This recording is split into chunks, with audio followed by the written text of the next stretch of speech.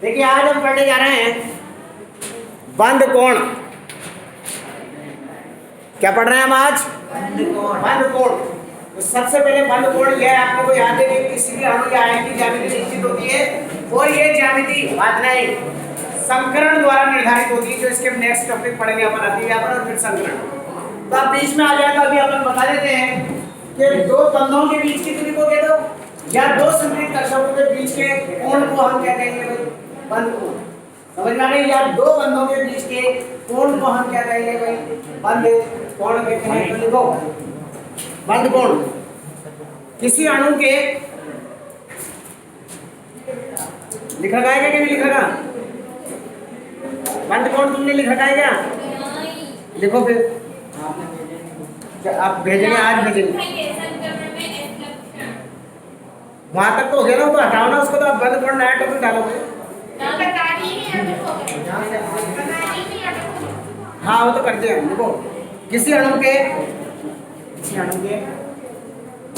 केंद्रीय परमाणु के पास स्थित किसी अणु के केंद्रीय परमाणु के पास स्थित वो कक्षक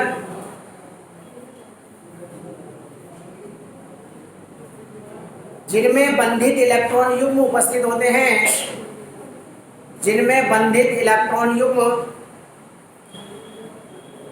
उपस्थित होते हैं, उनके मध्य स्थित कोण को उनके मध्य स्थित कोण को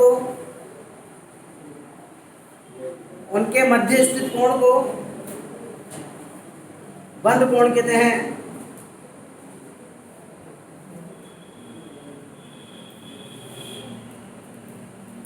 इलेक्ट्रॉन युग्म उपस्थित होते हैं, उनके मध्य स्थित कोण को। देखो इसका मतलब समझे, ये केंद्रीय कार्बन परमाणु और ये बंधित इलेक्ट्रॉन युग्म एक एक का साझा हुआ है ना। तो बंधित जो साझा नहीं लेता है, साझे भाग नहीं लेते हैं, वो क्या कहलाते हैं? एकांकी इलेक्ट्रॉन।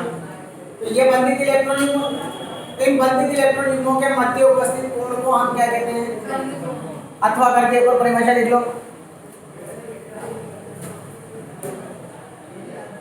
किसी अणु के दो पास स्थित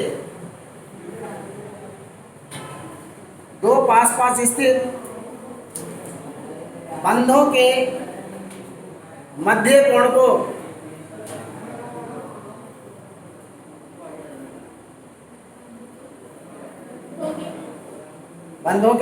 कोण को बंद कोण कहते हैं।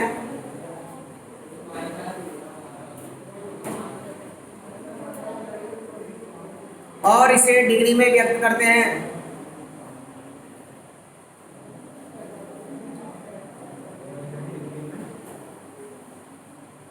डिग्री में कोण को किससे नापते हैं? डिग्री में ही तो नापते हैं, डिग्री में ही व्यक्त करते हैं।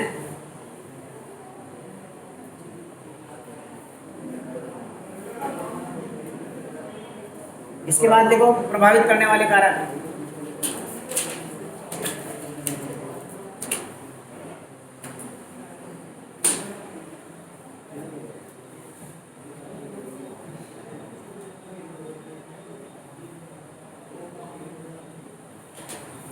नंबर 1, परमाणु के संकरण में डायरेक्ट लिखना है इसे। परमाणु के संकरण में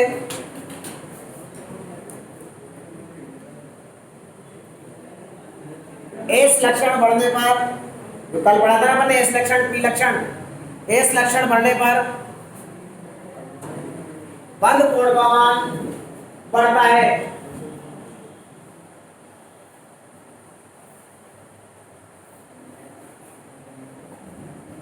बंद कोण का मान क्या होता है? बोर्ड में देखिए अपने को तीनों संकरण पढ़ना है, sp3, sp2 और sp। इसमें देखना एस लक्षण कितने परसेंट है, आपको याद हो गया होगा। इसमें कितने हैं? इसमें लगभग 33% और इसमें, और बंद कोण देखना इनके मध्य कितना होगा? एसपी 3 संख्या में होता है 109 डिग्री 28 मिनट, इसमें होता है 120 डिग्री और इसमें होता है 180 डिग्री। तो बंद कोण क्या हो रहा है, लगातार बढ़ रहा है। जब इस लक्षणों की प्रतिशतता बढ़ रही है तो बंद कोण का मान भी क्या हो रहा है,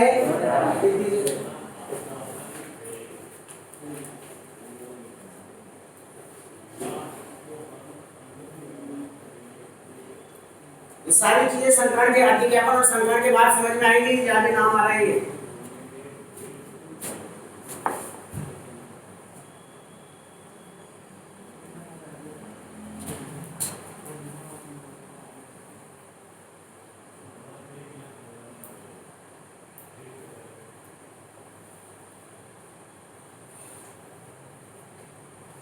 तो देखो इस लक्षणों की प्रतिशतता बढ़ रही है तो बंद कोण का मान भी बढ़ रहा है।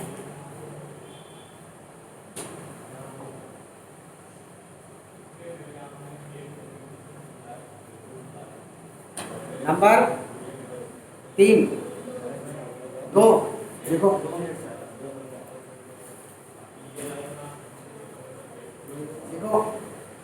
अणु के केंद्रीय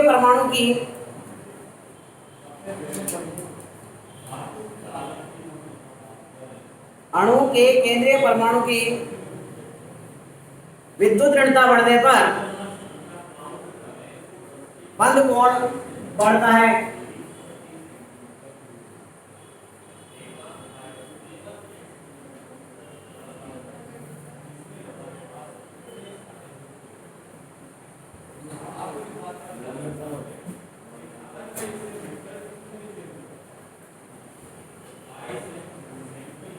देखो ऑक्सीजन की विद्युत ऋणता सबसे ज्यादा होती है तो इसके बंद कोण का मान भी सबसे अधिक होगा। लिख दीजिए। तो केंद्रीय परमाणु की विद्युत ऋणता का मान बढ़ने पर बंद कोण का मान भी क्या होता जाता है, बढ़ता जाता है। यह भी लिख लें, सारे पॉइंट संकरण अतिव्यापन के बाद समझ में आएंगे ये वाले।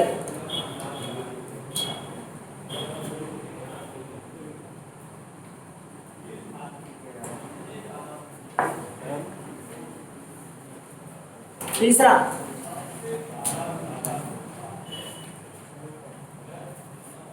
केंद्रीय परमाणु पर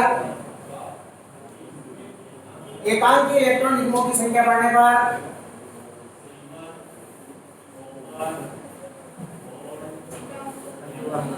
एकांकी इलेक्ट्रॉन युग्मों की संख्या बढ़ने पर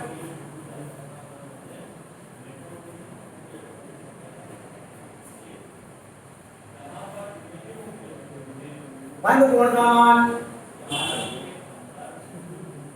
बढ़ता जाता है।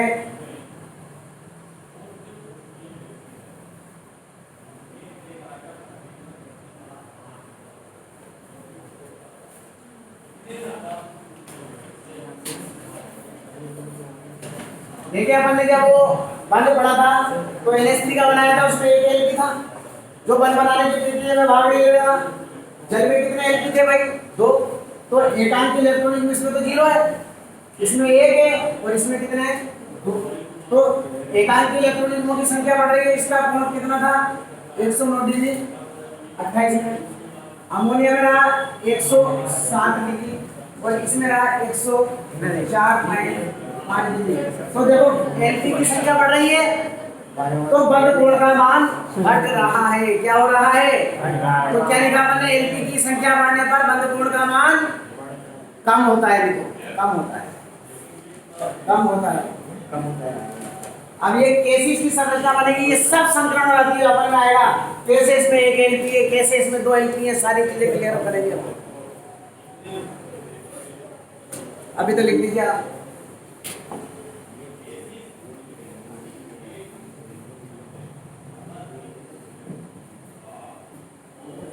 मैं सोच रहा हूँ एक टॉपिक पहले और पढ़ ले, 3 आगे उसके बाद अतिव्यापन शुरू करेंगे तो ज्यादा समझ में आएगी।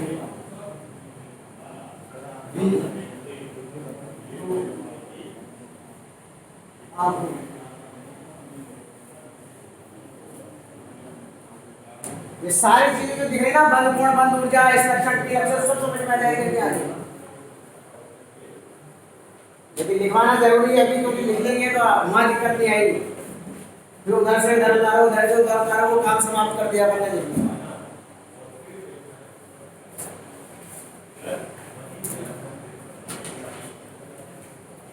अब इंपॉर्टेंट टॉपिक डालो भाई, द्विध्रुव आघूर्ण इंपॉर्टेंट लगा दो इसे, इसके बिना भी काम नहीं चलेगा, इसके बगैर इलेवन तो दोनों में काम नहीं चलेगा, ध्यान रखना। द्विध्रुव आघूर्ण, द्विध्रुव आघूर्ण बहुत ध्यान से समझने की आवश्यकता है। चोंच ऊपर करो, 1 मिनट पहले तो मैं आपसे पूछूंगा, सहसंयोजक वाला अपन ने पढ़े थे कितने प्रकार के? 2। एक तो अध्रुवीय, एक ध्रुवीय सहसंयोजक। तो पहली बात तो ये याद रखना, ध्रुवीय द्विध्रुव आघूर्ण ध्रुवीय सहसंयोजक यौगिकों पर लागू होता है। कौन से यौगिकों पर? ध्रुवीय सहसंयोजक यौगिक क्या होते हैं? जिनमें दोनों परमाणुओं की विद्युत घनता अलग-अलग होती है, जैसे HCl HBr है, साझा अलग-अलग विद्युत घनता वाले परमाणु के मध्य होता है। पढ़ा आपने? इस पर कौन सा चार्ज है, इस पर कौन सा चार्ज है? Delta plus. तो द्विध्रुव आघूर्ण क्या होता है? ये कौन सा यौगिक है? मुंह से बोलो। ध्रुवीय सहसंयोजक।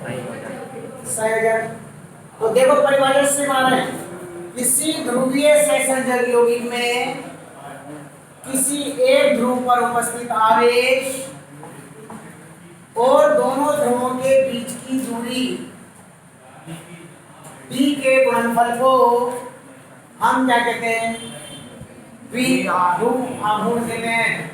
इसे म्यू से प्रदर्शित करते हैं। Mu is equal to q into d। क्यों? दोनों ध्रुवों में से किसी एक ध्रुव पर उपस्थित आवेश और d के बीच की दूरी। तो क्या बताओगे? ध्रुवीय से क्या बताओगे आप? द्विध्रुव आघूर्ण की परिभाषा, किसी ध्रुवीय सहसंयोजक यौगिक में किसी एक ध्रुव पर उपस्थित आवेश और दोनों ध्रुवों के बीच की दूरी के गुणनफल को क्या कहते हैं? और इसे किससे प्रदर्शित करते हैं? लिखो पहले तो ये लिखो, द्विध्रुव आघूर्ण लिखो। किसी ध्रुवीय सहसंयोजक यौगिक में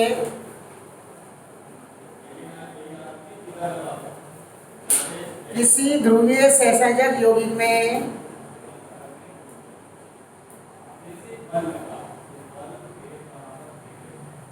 किसी एक ध्रुव पर उपस्थित आवेश, किसी एक ध्रुव पर उपस्थित आवेश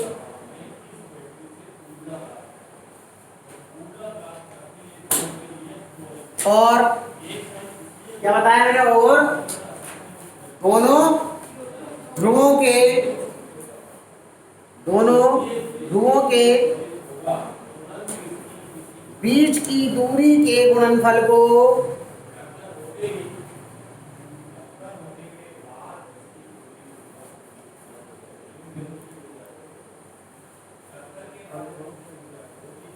क्या कहते हैं भाई?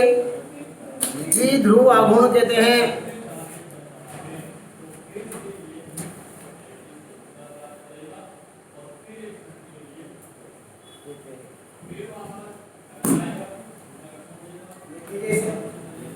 और इसे म्यू से प्रदर्शित करते हैं, लिख दिया? और इसे म्यू से प्रदर्शित करते हैं।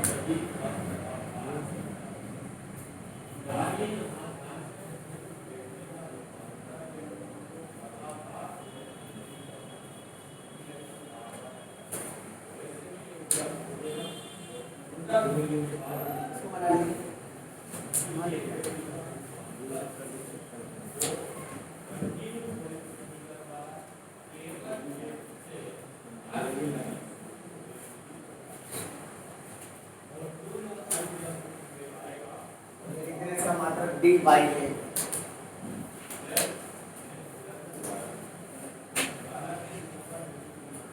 मात्रा क्या है भाई?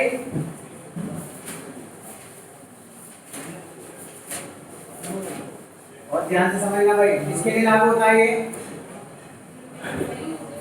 ध्रुवीय सहसंयोजक। इसका मात्रा क्या है? डी बाई कैपिटल डी से प्रदर्शित करते हैं।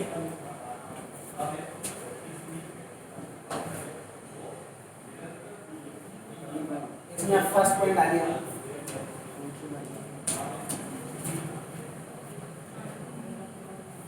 तो परिभाषित हो गया है, सब समझना। इधर बोर्ड पे देखें, इधर देखिए। द्विध्रुव आघूर्ण को एक तीर के निशान से प्रदर्शित करते हैं जिसकी पूंछ पर प्लस का निशान होता है। आगे बात समझ। द्विध्रुव आघूर्ण को तीर के निशान से प्रदर्शित करते हैं जिसकी पूंछ पर प्लस का निशान होता है और इसकी दिशा हमेशा अधिक ऋणात्मक तत्व की ओर होती है। किधर होती है? देखो पहला पॉइंट, द्विध्रुव आघूर्ण को एक तीर के निशान से प्रदर्शित करते हैं द्विध्रुव आघूर्ण को एक तीर के निशान से प्रदर्शित करते हैं जिसकी पूंछ पर प्लस का निशान होता है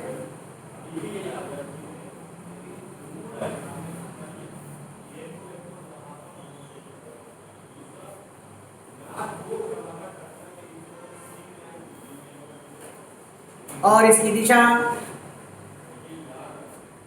किधर होती है भाई? इसकी दिशा अधिक विद्युत ऋणी तत्व की ओर होती है और इसकी दिशा अधिक विद्युत ऋणी तत्व की ओर होती है।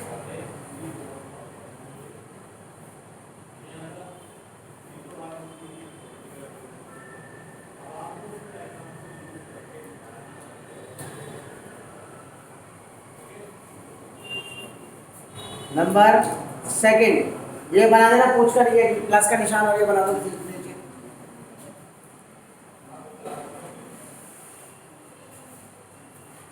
इसके बाद सेकंड पॉइंट लिखो, पहले सुन लो। इसका मतलब ये किसके लिए लागू हो रहा है? ध्रुवीय। इसका मतलब अध्रुवीय सहसंयोजक यौगिकों के द्विध्रुव आघूर्ण का मान 0 होगा, लेकिन ध्रुवीय सहसंयोजक यौगिकों के द्विध्रुव आघूर्ण का मान होगा 1 2 3 कुछ भी हो सकता है। तो लिखो पॉइंट नंबर सेकंड, अध्रुवीय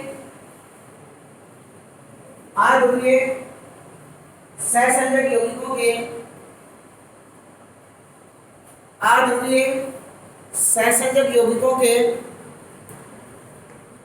द्विध्रुव आघूर्ण का मान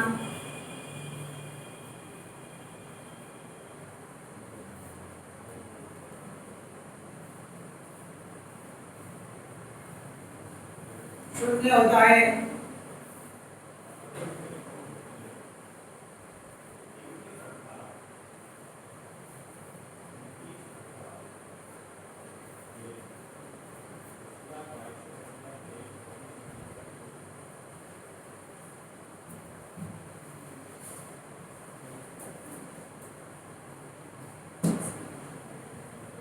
जितने भी ध्रुवीय हैं, जैसे ये H bond H, O double bond O, N double triple bond N, दोनों की विद्युतताएं समान है ना, तो ऐसे अध्रुवीय सहसंयोजक यौगिकों के द्विध्रुव आघूर्ण का मान 0 होगा, ध्यान रखना। और कोई भी ध्रुवीय हुआ जैसे HCl, HBr, जिनमें दोनों की विद्युतताएं अलग अलग, तो उनके द्विध्रुव आघूर्ण का मान होगा। तो लिखो नंबर 3, ध्रुवीय सहसंयोजक यौगिकों के द्विध्रुव आघूर्ण का मान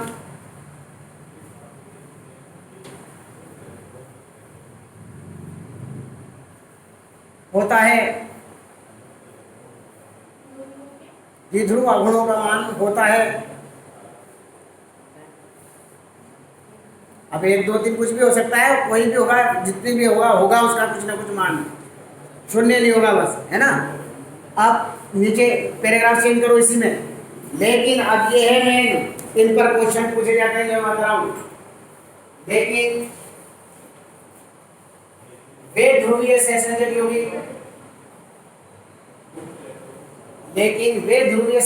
यौगिक,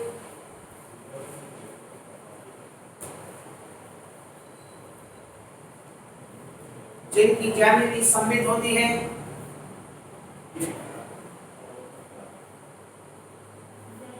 सममित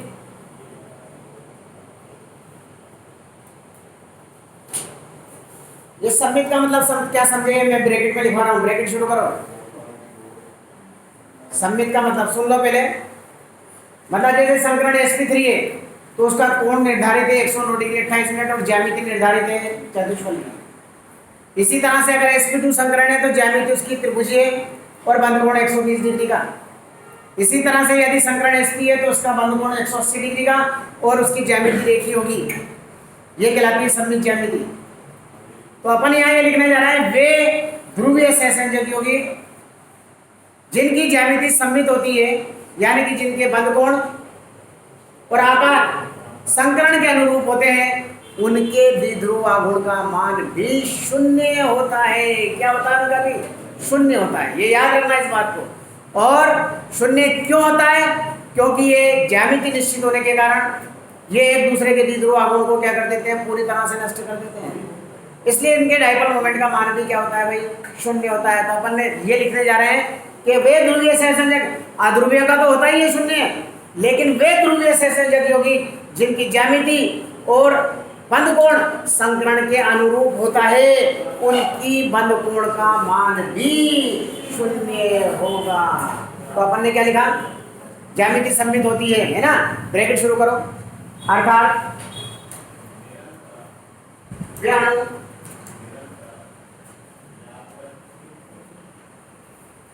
जिनकी ज्यामिति में बंद कोण, जिनकी ज्यामिति में बंद कोण संकरण के अनुरूप होते हैं,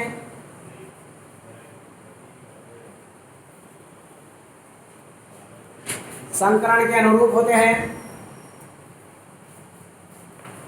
सममित अणु कहलाते हैं।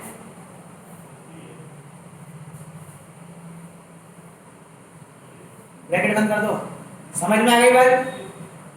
हाँ, तो क्या लिखा, वे बोलो, वे अणु जिनकी ज्यामिति सममित होती है, लेकिन वे ध्रुवीय सहसंयोजक होगी जिनकी ज्यामिति क्या होती है भाई, सममित होती है, उनके द्विध्रुव आघूर्ण का मान शून्य होता है।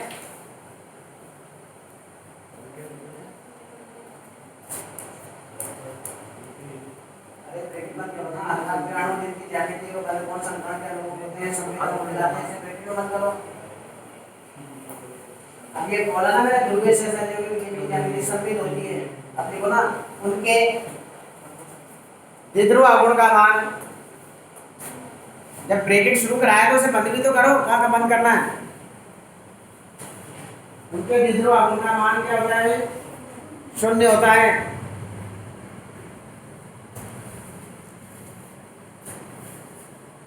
कारण भी लिख दो उसमें, नीचे लिखो कारण, वहां क्यों लिख रहे हो आप, कारण नीचे लिखो, नीचे की लाइन में देखो, क्योंकि ज्यामिति सममित होने के कारण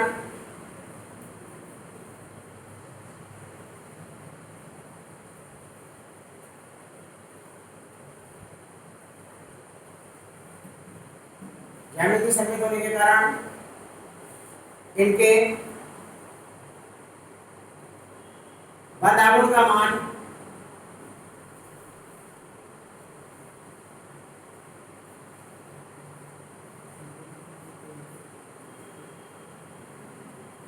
इनके बंद आघूर्ण का मान एक दूसरे के बराबर, एक दूसरे के बराबर,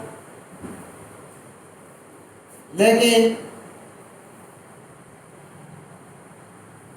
दिशा विपरीत होती है।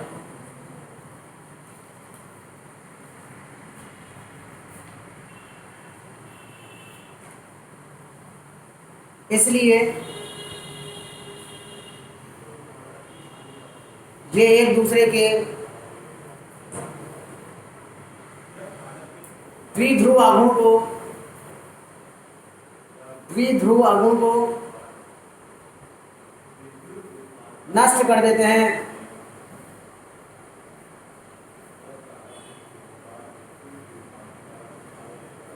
समझ में आ गई?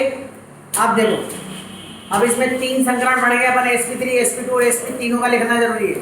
तो लिखो a, लिखो a, देखो एक में sp3 संकरण का बताएंगे, एक में sp2 का और एक में sp का। तो लिखो पहले ऐसे ही होगी ए पे लिखो, ऐसे ध्रुवीय सहसंयोजक यौगिक, ऐसे ध्रुवीय सहसंयोजक यौगिक जिनमें केंद्रीय परमाणु का संकरण,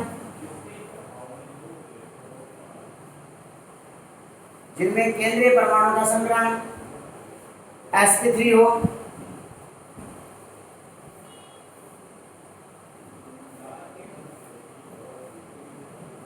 ये ऊपर आता है sp3 संकरण sp3 हो, अर्थात ज्यामिति चतुष्फल की है, ज्यामिति चतुष्फल की है, वे बंद कोण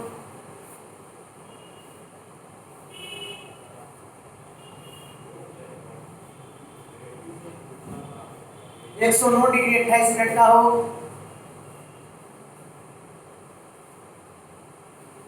28 मिनट का हो, तो ऐसे यौगिकों के द्विध्रुव आघूर्ण का मान भी शून्य होगा, द्विध्रुव आघूर्ण का मान भी क्या होगा भाई, शून्य होगा। जैसे लिख दो CH4 CCl4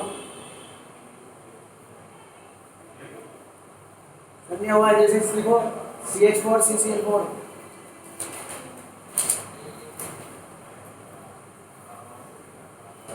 जैसे दोनों में से एक एग्जांपल बता रहे हैं अपन, लिख लिया मेरा उदाहरण CH4 और CCl4। अब देखो ये CCl4 में देखो कार्बन का परमाणु क्रमांक बोलना भाई कितना है, 1s2 2s2, s में कितने इलेक्ट्रॉन है भाई, इसमें 2, 3 में कितने इलेक्ट्रॉन दिखाई दे रहे हैं, बोलो ना 2, लेकिन यहाँ बंद कितने बन रहे हैं, 4। तो ये इलेक्ट्रॉन जब करके कहाँ जाएगा, तो इस कार्बन की एक साइडेड स्टेट में देखिए कितने, s में कितना इलेक्ट्रॉन है भाई, एक रहेगा ना, और p में कितने हो गए, 4 अयुग्मित इलेक्ट्रॉन, और अयुग्मित इलेक्ट्रॉन बंध का निर्माण करते हैं, और ये एक इलेक्ट्रॉन का Cl से क्या कर लेंगे, साझा कर लेंगे, नहीं कर लेंगे। तो यहाँ संकरण कौन सा निकल के देखना भाई, एक s कक्षक है तो 3 p कक्षक है, तो संकरण क्या होगा, ठीक है ना। आप देखिए Cl का परमाणु क्रमांक कितना है, 17, बोलिए 3s2 3p5, s में कितने इलेक्ट्रॉन है, p में कितने हैं, 1 2 3 4, और ये अर्धपूरी कक्षक है 3pz, ये भी अर्धपूरी है, तो इसका ये वाला कक्षक एक इलेक्ट्रॉन का क्या कर लेगा, और कितने सहसंयोजक बनाएगा, कितने बन रहे हैं, 4। तो देखो ये C, ठीक है, ये चतुष्फल की ज्यामिति, ये sp3, ये sp3, ये sp3, और ये sp3, सब में कितना कितना इलेक्ट्रॉन है, अरे मुंह से बोलो ना, एक, और Cl में भी कितना है, एक, कौन सा कक्षक है ये, 3p, और p कक्षक क्या करती, कैसे होती है, पढ़ चुके हैं अपन, समझा, ये इसका एक इलेक्ट्रॉन गैस आ जा, अरे मुझसे तो बोलो, और ये C एक का साझा हुआ है, एकल दर्वी। आप देखो ध्रुवीय तो है, लेकिन इसकी ज्यामिति कैसी है भाई, संकरण के अनुरूप कैसी है, चतुष्फल की है, और बंद कोण कितने डिग्री का है इसमें, 109 डिग्री। अब आप कहोगे सर इसमें बंद कोण 109 डिग्री 28 मिनट का क्यों है, तो सुनो, क्योंकि देखो ये Cl चारों की विद्युत ऋणाएं समान है ना, तो चारों समान फोर्स से एक दूसरे को क्या करेंगे, प्रति, आ गई समझ में। अगर इसमें एक भी Lp होता है किसी में भी, यानी कि किसी में भी 2 इलेक्ट्रॉन होते हैं, तो 2 इलेक्ट्रॉन होते ही उसका प्रतिकर्षण बढ़ जाता है, और ज्यामिति और बंद कोण दोनों बदल जाते हैं। आ गई बात समझ में? लेकिन इसमें चारों सी कोण सीएल का बंधा कोण एक दूसरे के बराबर है और दिशा विपरीत है। दिशा कैसी है? देखो विद्युत ऋणता किसकी ज्यादा है इसमें से? सीएल की। तो बंधा कोण की दिशा किधर होगी? अभी बताया ना, बंधे किधर होती है? अधिक ऋण की तत्व की। तो देखो, तो चारों सी कोण सीएल का बंधा कोण एक दूसरे के बराबर है और दिशा एक दूसरे के क्या है? इसलिए एक दूसरे के द्विध्रुव आघूर्ण को पूरी तरह से क्या कर देते हैं? नष्ट कर देते हैं। इसलिए इनके द्विध्रुव आघूर्ण का मान क्या होगा? शून्य होगा। आ गई बात समझ में? चलिए लिख लीजिए इसे। तुमने कहा क्या है? सब समीकरण के बाद समझ में आएगी पूरी डिटेल। अभी तो बना दो क्योंकि मेरा बनाने का था नहीं मूड, लेकिन मैंने बना ही दिया। मैंने कहा चलो ठीक है, मूड बना लिया हैं? जबरदस्ती। हाँ, कारण छुट्टी याद आ रही है। 15 दिन से छुट्टी कर रही है उसके बाद। अरे 7 दिन बराबर, एक दिन तो नहीं होगा 15 दिन। सर आप 2 दिन खाते हैं? नहीं कहते ये हम आए थे ना 2 दिन क्यों आए? सर हम आए थे, आप सर हम आए थे। नहीं सर परसों हम आए थे, आप यहाँ कल आप। अरे छुट्टी तुम्हारी करो या हमारी करो, हम बात तो बराबर है। ये सर बराबर बहुत लंबी बात तो बराबर है। तो इनके चारों सी बॉन्ड सीएल बंध का मान एक दूसरे के बराबर, लेकिन दिशा कैसी है? विपरीत है। इसलिए इनके डायगोनल मोमेंट का मान क्या होगा?